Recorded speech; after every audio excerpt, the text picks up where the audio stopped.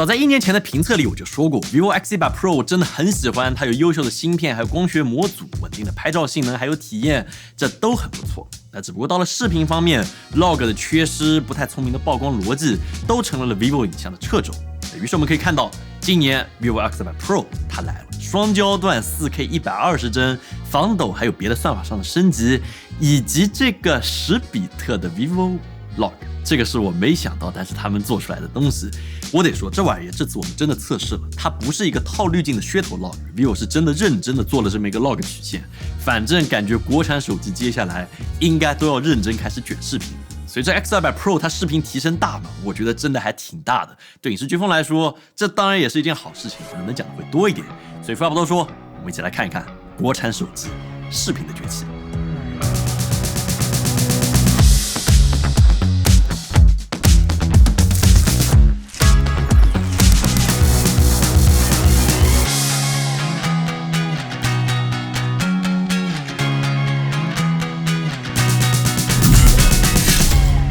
这次 vivo X200 Pro 的影像系统有一块1.28英寸23毫米 f1.57 的主摄，以及2.76英寸15毫米 f2 的超光角，还有一块2亿像素1.4英寸的传感器，搭配 f2.67还有85毫米的长焦组成。这2个亿像素的长焦，你没有听错，就是感觉 vivo 现在是特别重视长焦这个功能。大概率是因为去年那一波演唱会让他们尝到了甜头，所以现在长焦成为了今年影像系统最大的提升。那相比于上一代1/2英寸的底，它的面积变大，像素变多了，最直观也是最爽的感受，就是它在解析力上的提升非常大。拿去拍人，皮肤上的纹理一眼能看出区别；拿去拍动物 ，OK， 你可以立刻开始数毛。这种每一次按快门你都能够预期它能比你肉眼看得更清楚的感觉，真的超级棒，我很喜欢用这个长焦来拍照。那除此之外，这个底不仅变大了，这次画面的宽容度，也就是肉眼可见的画面的明暗细节，我感觉 vivo 在算法和硬件之上都有比较大的改进。尤其是这种超大光比的画面，现在它可以非常从容的把这个画面给轻松的吃下来。那超高像素量为这颗长焦带来的最大优点就是极大的裁切空间，即便它本身的焦段是85毫米，但是再往上走 vivo 就激进的选择了全部裁切。那比如这个等效135毫米的5倍放大倍率，我们用 iPhone 16 Pro 上的原生光学5倍，你拿来做一个对比，可以发现它本身拍出来的照片一定程度上会比 iPhone 会更好一些，这个噪点会更少，细节也会更加丰富。那再极限一点，在10倍的放大倍率下拍摄，你乍一看那确实也非常干净，也非常的清楚，这肉眼看是没啥问题。但只不过经不起你放大，稍微放大一点就会发现很多细节都被涂抹掉了，这物体的边缘处理也会有一点不自然，那肯定还是不如光学的。所以我个人觉得能够接受的极限就是在10倍左右，就是 X200 Pro 我能放大的最大倍率了。即便它有100倍的变焦选项，但是这种选项真的就是噱头，会远远大于实际。拍拍 UFO 也许还行，但是别的东西，比如你的女友，真的还是比不了。那超光角方面，在硬件参数上，它和上一代没有明显的升级。我一直希望它能把超光角做到和苹果一样的焦距，因为15毫米拍出来的画面和苹果的13毫米的超光角比，这视觉冲击力你看就始终会因为这2毫米稍微差一些。那如果拍视频的话，这个画面会有进一步的裁切，这一点会更加明显一点。那画质上倒是因为 X200 Pro 它本身超光角也有5000万像素，所以和 iPhone 16 Pro 比下来，两者的差别并不明显，尤其是拍静物，两者都有微距功能，都还不错。但是 vivo 会多一个长焦微距，我个人会觉得长焦微距比超光角微距要好用的多，主要是出片的感觉，就是这个压缩感就是不一样的。你可以评判一下，同一个主体用长焦和超光角微距来拍，你会更喜欢哪种风格？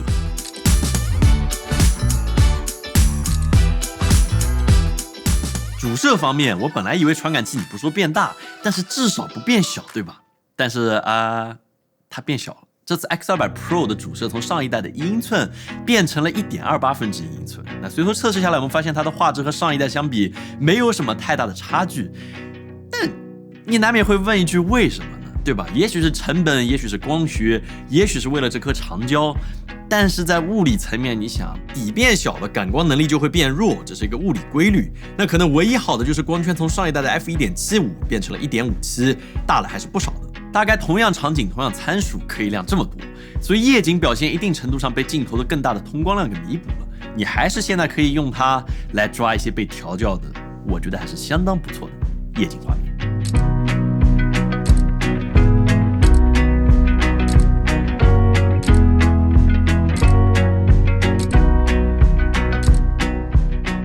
那在软件层面上，这次 X200 Pro 让我比较大开眼界的是它人像抓拍功能。这个功能真的很适合用来捕捉一些动感的瞬间，而且你会发现，即使物体运动的幅度很大，它也依然能把主体和背景像这样分离得非常干净，主体也保持清晰。在日常拍照体验之中，算是一个比较实用的功能，你可以很轻松的拍出像这种很好看的回眸，以前还挺难拍的。那说到这里，我觉得 vivo X200 Pro 它本质上就是一台鼓励你去拍照的手机。我很抱歉，我们一直在讲影像，像是评价一台相机一样来评价一台手机，但是这真的就是这个厂商的侧重点。我个人真的觉得我现在会很愿意用这样的手机去拍照，而不会再带台卡片机。这个 X 系列就是会让你很想去拍它，哪怕你不懂调色，你不懂曝光，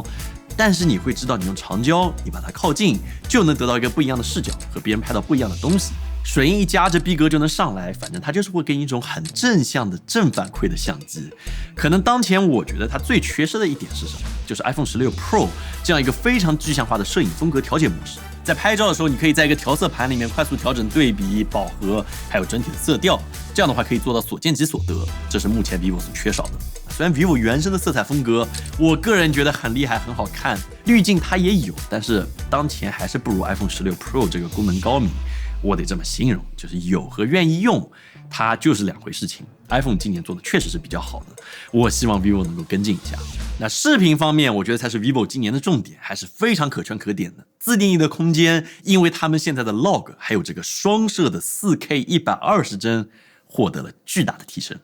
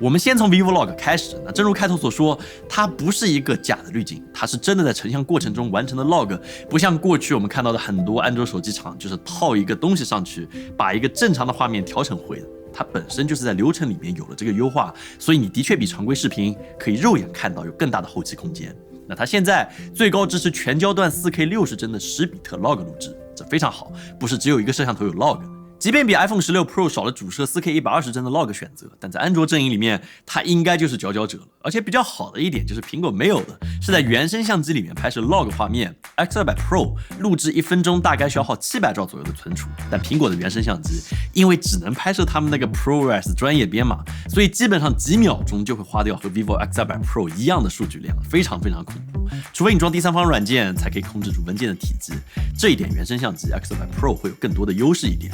那画质方面怎么样呢？怎么评价？动态范围我觉得是超出我的预期的，尤其是在和标准模式下来回切换，你会发现你都不需要做量化测试，你肉眼就能够看到高光被更好的保留下来了，而且很多，哪怕是接近过曝的区域，它整体的衰减做的也还是挺柔和的，不会炸掉。那量化测试我们也替你做了一下，和 iPhone 16 Pro 看起来差不多，能用的在12档到13档左右，还是挺大的一个区间。尤其是拍日落，还有这种窗内外的关系，这有 log 和没 log 真的很不一样。那当然我知道很多朋友会说，你需要调色，像我们公司调色师青青这样的人，但是这玩意儿我始终持一个辩证的态度，我自己也调色，而且它还是挺好学的一个东西。而且我觉得调色是少有的影视行业里面特别有乐趣的一件事情，你可以很自由的去把控画面的每一个细节，让整个风格变得很不一样。调色还是很容易上瘾的，我个人非常推荐你去试一下。反正软件有很多的免费版，而且手机开个 log 也不要钱，是我很推荐学习的一门技术。那这个 log 现在夸了这么多，我们说回来，它有没有什么缺点呢？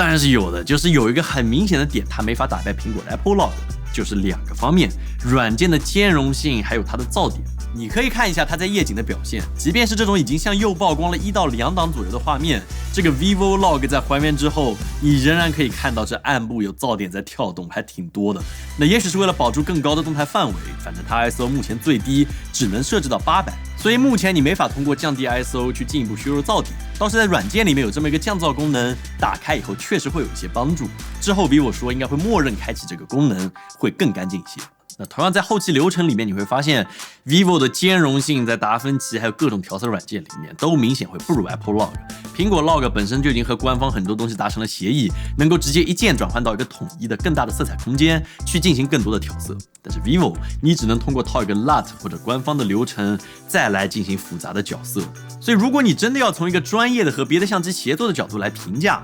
那我没有任何立场和角度来夸 vivo 目前的后期流程做得好，我觉得真的还在一个起步的阶段。但是能迈出这一步，我觉得已经很值得鼓励了。这是国产厂商，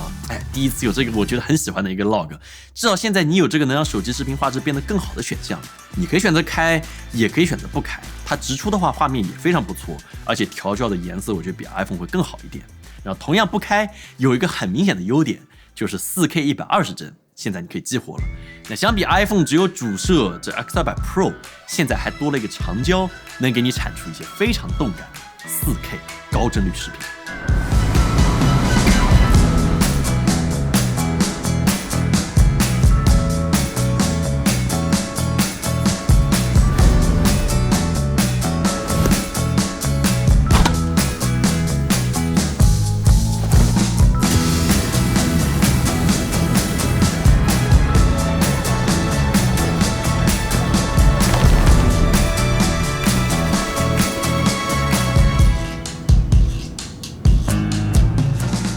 我真的觉得长焦视角下的慢动作要比广角来的震撼得多，不知道你怎么评价？重点在于这个视差感，对吧？尤其在车上快速移动的时候，也许你有2秒钟的时间抓住街头一个有趣的东西，也可以放慢4倍，有8秒钟可用的空间，结合上长焦带来的前后景慢慢的移动，这感觉就非常不一样。你可以看看这个对比，你看这超广角之下的慢动作必须要和主体非常接近才能出片，但是长焦视角之下你会从容很多很多。而且有一点还挺有意思，就是我们测试的时候发现，无论是主摄还是长焦，你用 4K 120帧和60帧来拍摄视频，它的视角是不一样的。4K 120帧反而会更广一点，而且画质我们发现会更加清晰一点。